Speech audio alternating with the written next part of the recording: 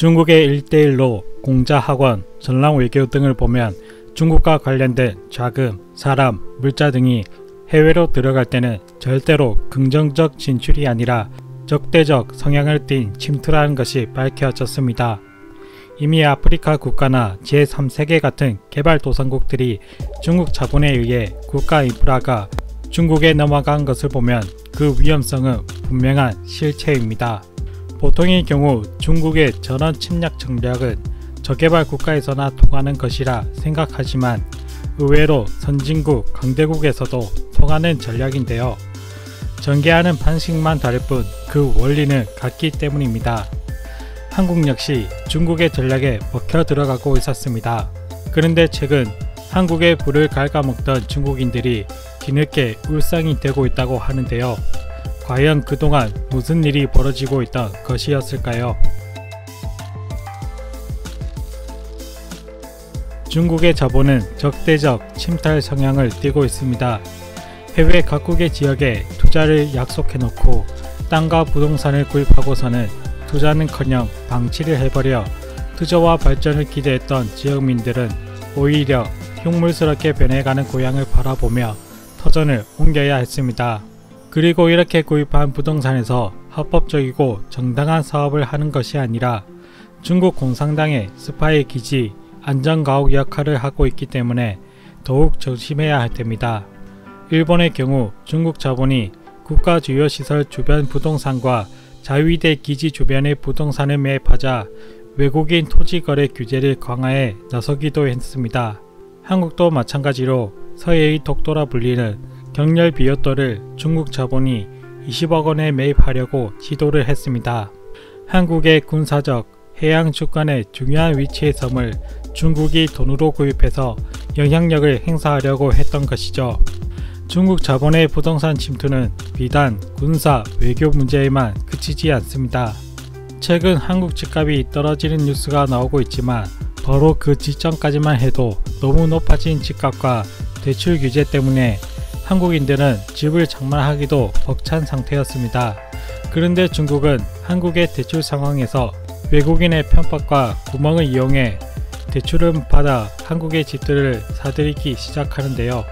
이 중에는 8살짜리 중국 어린이가 경기도의 한 아파트를 사들이는가 하면 어떤 중국인은 89억 원짜리 초고가 주택을 매입하기도 했습니다.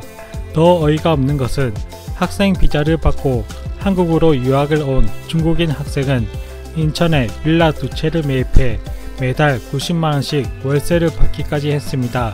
대한민국 사람이 한국 땅에서 집을 마련하기가 하늘의 별 따기가 되어가고 있는 요즘에 중국인은 편법 대출을 이용해 한국의 부동산을 마구잡이로 구입해 한국 사람들한테 월세까지 뜯어가고 있었던 것이죠.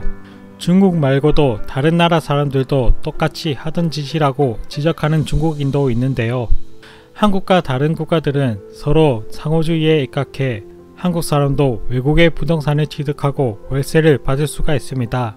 그러나 중국은 공산당이 중국의 땅을 차지하고 빌려주는 형태로 절대 땅을 팔지 않습니다.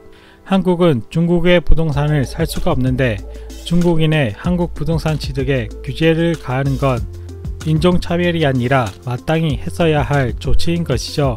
국토교통부가 이런 외국인 투기성 거래 사례들을 공개하자 법무부와 국세청, 관세청까지 힘을 합치기로 했습니다.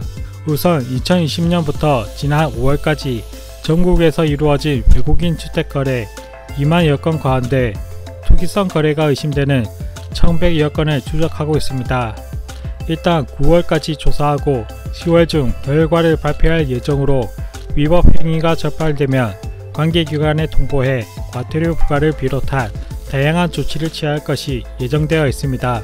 대한민국 땅에서 한국인에게 적용되는 엄정한 잣대를 외국인이라고 편의를 봐준다는 건 자국민을 외국인보다 아래로 둔다는 것이죠.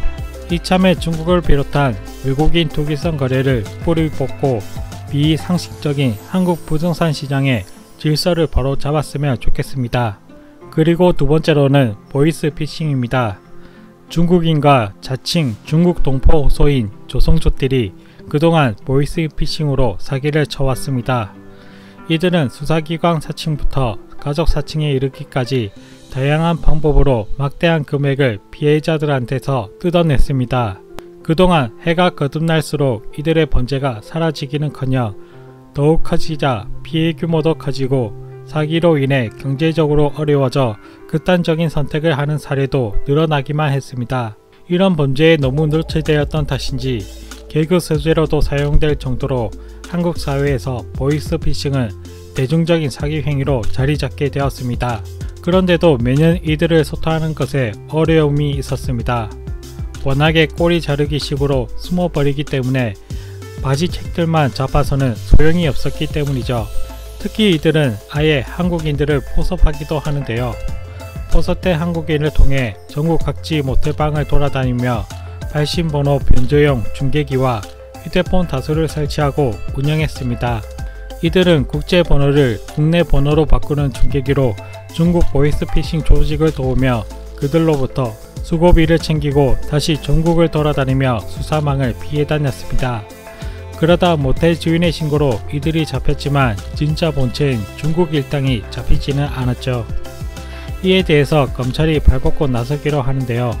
검찰은 보이스피싱 말단부터 최종 머리까지 철저히 밝혀서 사기죄보다 더 무거운 범죄단체 조직죄를 적용해 형량을 가중해서 단순 가담자의 경우에도 중형에 처하고 우두머리의 경우 최대 무기징역으로 대체할 것으로 준비하고 있습니다.